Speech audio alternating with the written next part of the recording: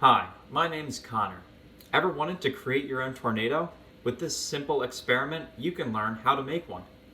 Through spinning a bottle, we will create a water tornado that mimics the patterns of a real-life tornado. Once you catch wind of this experiment, you won't want to let go. For this experiment, you'll need one clear, empty plastic bottle with a tight-fitting lid. You'll need 5 tablespoons of glitter or more. The more glitter you have, the better the experiment will be. And finally, you'll need water. The first step is to fill the bottle about halfway to 3/4 of the way up with water. Second, you add the glitter to the bottle.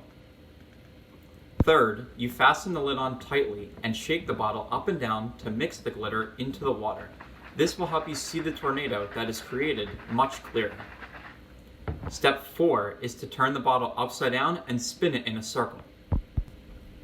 Step 5 is to put the bottle on the table and observe the tornado that is formed.